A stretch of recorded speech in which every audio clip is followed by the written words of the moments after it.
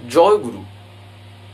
আজকের আমরা এই ভিডিওতে যে টপিকটার উপর আলোচনা করতে চলেছি সেটি হলো খুবই বলতে পারেন একটা আমাদের সবারই মনেই একটা জিজ্ঞাসা থাকে, প্রেতাত্মা বলে কি কিছু হয়, কিংবা এই প্রেতাত্মার কথাটাই বা কেমন ভাবে আমাদের জীবনে আছে। আজকে আমরা তাই এই বিষয়টা সম্বন্ধে এমন কিছু কিছু কথা শুনবো। শ্রী ঠাকুরই বিষয়ে কি বলেছেন, তিনি এই জিনিসটাকে কেমন আঙ্গিকে কেমন ভাবে তিনি আমাদের বুঝিয়েছেন যে বাস্তবে এটার প্রভাব আমাদের জীবনের উপর যে কেমনভাবে পড়ে কিংবা পড়ে না।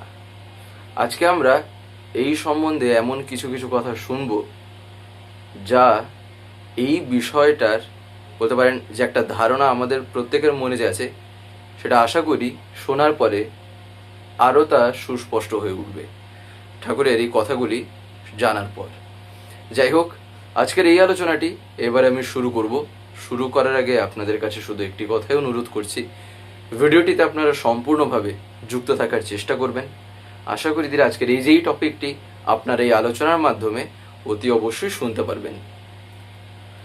প্রেতাত্মা আমরা যদি একটু ভাবি না, তাহলে দেখবেন আমরা সাধারণত প্রেতাত্মা কাকে বলি আগে এইটা জানতে হয়। আমরা তথাকথিতভাবে প্রেতাত্মাকে আমরা বলে থাকি এমন আত্মা যা একটা দেহ নিয়ে এসেছিল, একটা সময় তার ছিল সেই দেহ নিয়ে, কিন্তু পরবর্তীতে সেই দেহ নিয়ে যখন আর নেই, সেই দেহটাকে সে ত্যাগ করে যখন, তার পরবর্তী যে ফেজ সেইটাকে বলা হয়ে থাকে প্রেতাত্মা। তথাকথিতভাবে আমরা এটাই কিন্তু দেখবেন জানি। তারপরেই আরেকটু যদি বিষয়টাকে এক্সটেন্ড আমরা করি, তখনই আমরা প্রেতাত্মা থেকে ভূতে পৌঁছে যাই, তাই না? এবার এই ভূতের শব্দ মানে বলতে পারেন এমনই একটা শব্দ, বাচ্চাদেরকে ভয় দেখানো পর্যন্ত এই শব্দ দিয়ে করিয়ে দেওয়া যেতে পারে, এমনভাবেই ভূতের প্রকাশ করা হয় বলে বলে। কিন্তু কথা হচ্ছিল প্রেতাত্মা বলে কি আদৌ কিছু হয়, নাকি প্রেতাত্মা বলে কিছুই নেই? একবার শ্রী ঠাকুরকে একদিন জিজ্ঞাসা করা হয় ঠিক এই মনের জিজ্ঞাসাটাই। ঠাকুরের কাছে একজন তখন বসে আছেন, আশ্রমিক যারা থাকেন তারা তো আছেনই, তো আরেকজন যিনি আছেন তিনি ঠাকুরকে এই প্রেতাত্মা নিয়েই জিজ্ঞাসা করেন। এই কারণে দেখবেন আমরা কিছু জায়গায় আলোচনায় শুনে থাকি না, যে ঠাকুরকে এমন কোন বিষয় নেই যে ছাড়া হয়েছে জিজ্ঞাসা করতে। প্রত্যেকটা বিষয়ই ঠাকুরকে জিজ্ঞাসা করছে, প্রত্যেকটা বিষয় যার মনে যা এসছে তাই ঠাকুরকে জিজ্ঞাসা। ঠাকুর কি এটা, ঠাকুর কেন এটা, আদৌ কি এটা হয় নাকি হয় না, যদি হয়ে থাকে কিভাবে হয়ে থাকে, মানে এ টু জেড একটা বিন্দু পর্যন্ত একটা কোনও ছাড়া হয়নি। তাকে এতটাই আমরা জিজ্ঞাসা করে করে সব কিছু জানার যে চেষ্টা করেছি, তা সত্ত্বেও শ্রী ঠাকুর দেখবেন আমাদের ধৈর্য ধরে তিনি দয়া করে আমাদের জন্য বলেছেন। তার কারণ তিনি যদি সেই ধৈর্য কেমন করে যে জীবনে ধরে রাখতে হয় তিনি যদি আমাদের না দেখিয়ে দিতেন না, তাহলে আমরা হয়তো আমাদের মধ্যে ধৈর্যের যাই আছে না তাও আর থাকতো না। ঠিক যেমন শ্রী ঠাকুর একদিন বলছেন না, যে দেখবেন বাথরুমে যাওয়া নিয়ে, এই বসে বাথরুম করার দাঁড়িয়ে বাথরুম করাতেও ঠাকুর একটা জায়গায় একদিন বলছেন যে ভাগ্যিস, মানে আমি যদি বসেই যে বাথরুম করেছি, এই আমি বসে বাথরুম করেছি বলে তোরা এইরকম ভাবে করছিস, আর আমি যদি তা না করে আলাদা রকম ভাবে করতাম তাহলে তোরা যে কি না কি করে ফেলতিস তার তো আর চিন্তারই বাইরে, তা ভাবলেও অবাক লাগে। ঠিক তাই এই ধৈর্য আমাদের জীবনে তিনি দয়া করে আমাদের তা দেখিয়ে দেন যে ধৈর্য কি করে জীবনে ধরে রাখতে হয়। তাই তিনি তা দয়া করে দেখিয়ে দিয়েছেন বলে আমাদের মধ্যে তার ছিটে ফোটাটা আছে, তা না হলে তাও আর থাকতো না। ঠিক একই রকমভাবে প্রেতাত্মা এটাও ঠাকুরকে ছাড়া হয়নি জিজ্ঞাসা করতে। যখন জিজ্ঞাসা করা হয় শ্রী ঠাকুর তখন বলছেন, যদি থাকে তবে আমি ফিল করব, তো আমি তো অন্তত অনুভব করব। অর্থাৎ আমি প্রেতাত্মা বলছি, ভূত ভূত বলছি, আমি কি তা কোনোদিন অনুভব করেছি, ফিল করেছি? এমনকি এই দেখাটা ঠাকুর বলছেন শুধু আমি কেন, আমি দেখব, তুমি দেখবে, সবাই দেখবে, তা তো নয়। ঠাকুর প্রথমেই এখানে ধরিয়ে দিলেন, আমি দেখব, তুমি দেখবে, সবাই দেখবে, তা তো নয়। তখন তিনি ঠাকুরকে জিজ্ঞাসা করেন, ঠাকুর প্রেতাত্মাকে যদি বলা হয় 1,00,000 টাকা নিয়ে আসুক, তা কি সে আনতে পারবে? ঠাকুরও রসিকতা করে তখন বলছেন, আনুক তো দেখি, একবার আনুক তো দেখি, তাহলে বুঝবো দেয়ার ইজ সামথিং, অর্থাৎ সেখানে কিছু আছে। ঠাকুরের কথার ইঙ্গিতেই বোঝা যাচ্ছে যে ঠাকুর প্রেতাত্মা জিনিসটাকে কি বোঝাতে চেয়েছেন আর কি বলতে চেয়েছেন। সেটা আছে কি নেই ঠাকুরের কথাতেই তা স্পষ্টভাবে এখানে কিন্তু ঝলসে উঠছে। স্পষ্টভাবেই ঠাকুর এখানে ধরিয়ে দিচ্ছেন। প্রথমে কি বললেন, তা তো নয়। সেকেন্ডে এখানে কি বলছেন, যদি এইরকম যদি কিছু করে না, তাহলে বুঝবো যে হ্যাঁ কিছু একটা ব্যাপার আছে। তখন শ্রী ঠাকুরকে জ্ঞানদা জিজ্ঞাসা করছেন, আমি এমনও গল্প শুনেছি প্রেতাত্মা এসে আঙুল কেটে দিয়েছে। শ্রী ঠাকুর যখন শোনেন জ্ঞানদাকে, তখন ঠাকুর বলছেন, তার আঙুলটা কেটে দেখালে তো বুঝতাম, তার আঙুলটা কেটে দেখালে তো বুঝতাম, অর্থাৎ সেই প্রেতাত্মার নিজের আঙুলটা যদি কেটে দেখায় তাহলে তো বুঝতাম। ঠাকুর এবারে নিজেই বলছেন, কয় ভূত, অর্থাৎ আমরা এই যে প্রেতাত্মা বলি, আমরা এটাকেই তো বলি ভূত। ঠাকুর বলছেন তার আঙুলটা কেটে দেখালে তো বুঝতাম, ভূত কয়। প্রেতাত্মাকে ভূতও বলে। ভূত মানেটা কি? ভূত মানে যা হয়েছিল। দেখবেন আমরা পড়ে থাকি না, ভূতকাল, বর্তমানকাল, ভবিষ্যৎকাল। তো ভূতকাল মানেটা কি? মানে যা অলরেডি ঘটে গেছে, সেটা একটা পাস্ট কোনো একটা জিনিস, যা কোনো কালে কোনো এক সময়ে তা হয়েছিল। তাই প্রেতাত্মাকে এই কারণেই ভূত বলা হয়। তাই বলে প্রেতাত্মাকে ভেবে ভেবে চিন্তা করে করে সেটাকে নিয়ে ভয় পাওয়া, ঠাকুর বলছেন কেন? ঠাকুর নিজেই একটা উদাহরণ দিয়ে বোঝাচ্ছেন, নফর মারা গেছে অনেক দিন, তার মৃত্যুর পরও আমি তাকে অনেক দিন দেখেছি। তার মৃত্যুর পরও আমি তাকে অনেক দিন দেখেছি। তাহলে কেন? এগুলি মেন্টাল মাইরেজ, অর্থাৎ ঠাকুর বলছেন এগুলি হলো মানসিক মরীচিকা। আমি দেখতাম, কিন্তু আর তো কেউ দেখে না।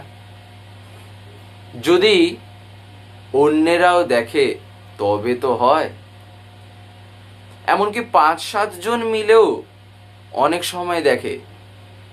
তার কারণ কি জানেন?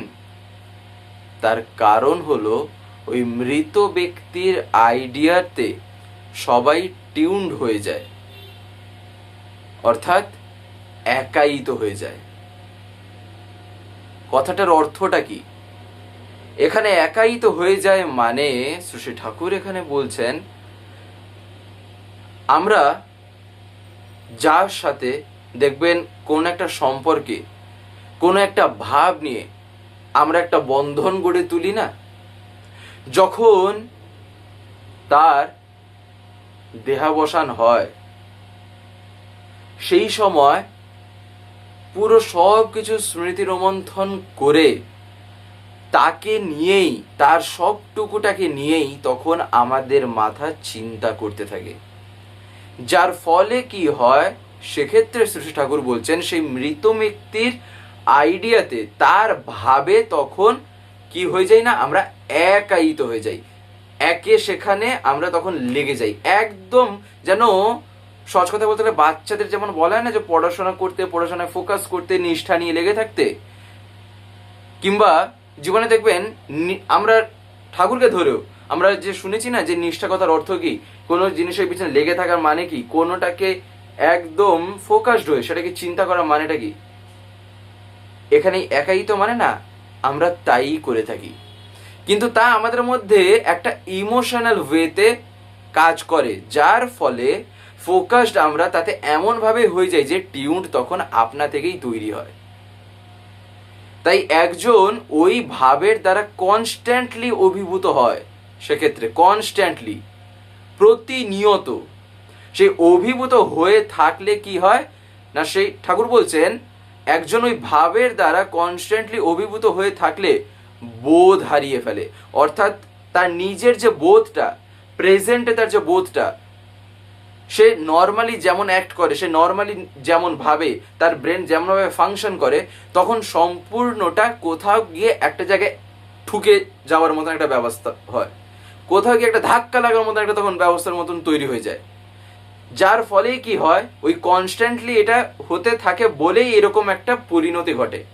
সেই পরিণতি কি করে ঠাকুর বলছেন, সেই যে বোধটা যখন হারিয়ে ফেলে, কাজ করবার শক্তিও পর্যন্ত হারিয়ে ফেলে। দেখবেন এই কারণে মানুষ বলে না, করতে এখন কিছুই মন চাইছে না, শুধু ওর কথাটাই মনে পড়ছে। এটা মৃত ব্যক্তির ভাব। প্রেতাত্মার ক্ষেত্রে বা ভূতের ক্ষেত্রে কি বলে মানুষ, কিছুই না, করতে ইচ্ছে হচ্ছে না, শক্তিই কুলাচ্ছে না, ভালোই লাগছে না, একদম বিরক্তি লাগছে, ধর কি যে করব, মনে মনে এইরকম একটা ভাবনা চলে। কেন? তার কারণ নিজের মধ্যে সেই বলটাই তখন হারিয়ে গেছে, হারিয়ে গেছে বলেই এইরকম অবস্থা। তাই ঠাকুর বলছেন তখনই বলে ভূতে ধরেছে, সেই সময়তেই বলে ভূতে ধরেছে। সেই জন্য অনেক সময় কি হয়, ঠাকুর বলছেন সেই জন্য অনেক সময় এমন ভাবে তাদেরকে কিছু জিনিস দিয়ে দেওয়া হয়, এমনভাবে কিছু করানো হয়, দিয়ে বলা হয় যে এইটা করো ঠিক হয়ে যাবে, এইটা একটু পরে নাও, ওইটা একটু ধরে নাও, ওইটা একটু ছুঁয়ে নাও, দিলেই ঠিক হয়ে যাবে। ঠাকুর বলছেন কেন, কেন সেক্ষেত্রে ঠিক হয়ে যাবে? আর তারাও বা এত জোর দিয়ে বলে কেন? তারা কি কোনো ছুমন্তর, কোনো জাদু, কোনো কিছু ইয়ে করে? ঠাকুর বলছেন সেটা তারা করে এই কারণেই, তার কারণ তারা এতটাই জোর দিয়ে যে বলে, সেই জোরের ভিতরে সামনের জন যে পেশেন্ট ওই ভুগছে এখন সেই সব অবস্থায়, তখন কি হয়, তার সেই মনোবলটা এক বাড়ে। প্রথমত সেই মনোবলটা বাড়িয়ে বাড়িয়ে বাড়িয়ে বাড়িয়ে তাকে কথার ভিতরে এমন মোটিভেশন করা হয়, এমন মোটিভেট করা হয়, তাকে সবচেয়ে প্রথম সেই ফেস থেকে আগে বাইরে টেনে বের করা হয় তার ব্রেনটাকে। এটা সম্পূর্ণ একটা কিন্তু খেলা, এটা পুরো সায়েন্স। ঠাকুর সেই সায়েন্সটাই ধরিয়ে দিচ্ছেন, যার ফলে কি হয়, আগে তাকে ওই ফেস থেকে বের করে এনে কি করা হয়, তাকে এমন একটা কিছু ধরিয়ে দেওয়া হয়, এমন একটা কিছু তার জীবনে তাকে ছুঁয়ে দিতে বলা হয়, এমন কিছু করতে বলা হয়, সেই অ্যাক্টের ভিতর দিয়ে, সেই জিনিসটার ভিতর দিয়ে কি হবে, তখন তার মনটা ডাইভার্ট হয়ে যায়। তার মনকে ঠাকুর বলছেন ডাইভার্ট করবার জন্য তখন এই রকম ইত্যাদি সব করা হয়ে থাকে, এই ভিন্নমুখী করার জন্য। কেন? তার কারণ তার মনটা তখন সেই টিউনড হয়ে সেই একমুখী চলনে তখন চলছে। তখন একমুখী চলন কোথায়? ইষ্টে নয়, প্রেতাত্মায়। যার ফলে কি হয়েছে, তাকে যখন আমি সেগুলোকে ছাড়াতে যাচ্ছি, আমি যেখানেই যাচ্ছি, যাই করছি, এমন একটা কিছু আমাকে করতে বলা হচ্ছে, এমন কিছু ধরিয়ে দিতে বলা হচ্ছে, এমন কিছু ছুঁয়ে দিতে বলা হচ্ছে, যেখানে সে তার জীবনটাকে ওইখানে আগে কাজে লাগিয়ে সে নিজেকে সেই অবস্থা থেকে বার করে আনবে। এটাই হচ্ছিল ঠাকুর বলছেন বিজ্ঞান, এটাই হচ্ছিল ঘটে। এই কারণেই শ্রী ঠাকুর বলছেন জীবনে যখন ইষ্ট থাকেন না, তখন এই সব কিছুর পূরণটা এমনি হয়ে যায়। এই কারণেই তিনি পুরুষোত্তম রূপে যখন আসেন, জীবনে যখন তিনি আমরা তাকে যখন তার দয়ায় জীবনে যখন পাই না, আমরা যে কি পেয়েছি তা যদি অতি সহজে আমি যদি ব্যাপারটাকে নিই না, এটা খুবই হালকায়, তাহলে সেক্ষেত্রে আমি বুঝতেই পারবো না তিনি আমার জীবনে যে কে, তিনি আমার জীবনে কতটা ইম্প্যাক্ট দিতে পারেন, তার প্রভাবটা আমার জীবনে যে কেমন ভাবে আছে সেগুলো তখন বোঝা যায় না। হরিদাস দা তখন ঠাকুরকে বলছেন, অনেকের কাছে শুনেছি প্রেতাত্মা নাকি বলে আমি যাকে শক্তি দেব সেই দেখতে পারে, অন্যেরা নয়। শ্রী ঠাকুর তখন বলছেন, ওই রকম যদি শক্তি দেয়, অর্থাৎ ওই ভাব যদি কারোর মধ্যে ট্রান্সমিটেড হয়, সেই দেখতে পারে। যদি কারোর মধ্যে সেই রকম ভাবে সম্প্রেরিত হয়, মানে সম্যক রূপে কারোর মধ্যে যদি তা প্রেরণ করে দেওয়া যেতে পারে, এটাই হচ্ছিল ট্রান্সমিটেড, তাহলে ঠাকুর বলছেন তাহলে সেক্ষেত্রে ও দেখতে পারবেই। তাই আমি চেষ্টা করেছি অনেক, কিন্তু পারিনি। যারা ওই ভাবেতে ইনডিউসড হয়ে যায় তারা তখন ওই রকম করে, যখন সেইভাবে অভিভূত হয়ে যায়।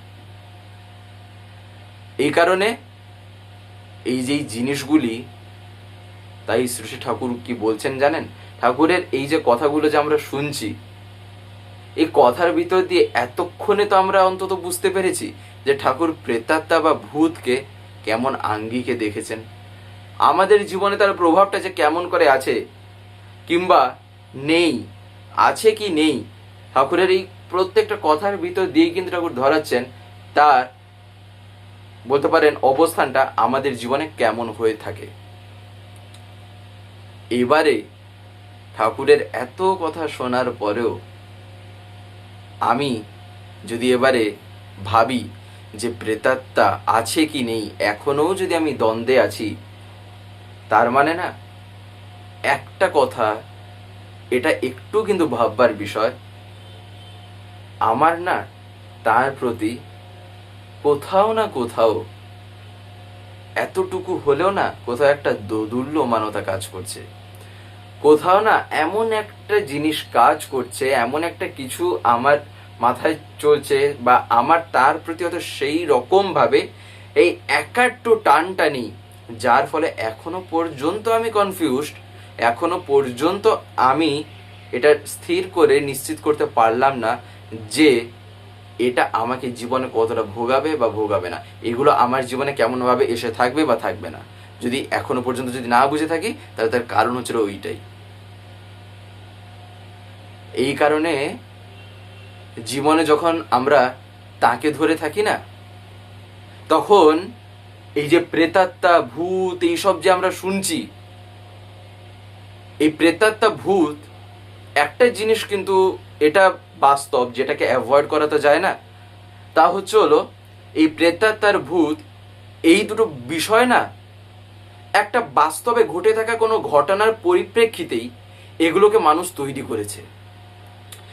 যেহেতু এবারে তৈরি করেছে, ঠাকুর বলছেন, তাই সেটাকে এমনভাবেই এবারে তার একটা প্রভাব দেয়, বাস্তবটাকে তো আমি এড়িয়ে যেতে পারবো না, যেটা ঘটেছে, অর্থাৎ ওই যাকে আমরা তথাকথিত ভাষায় ভূত বলছি, প্রেতাত্মা বলছি, সে তো প্র্যাকটিক্যালি আগে কোনো না কোনো একটা সময় ছিল, অর্থাৎ একটা দেহ নিয়ে তো জন্মেছিল না, তাই এবারে সেটা তো একটা বাস্তব জিনিস, সেটা তো একটা, বলতে পারেন, এমন জিনিস যেটাকে তো আমরা অ্যাভয়েড করতে পারবো না।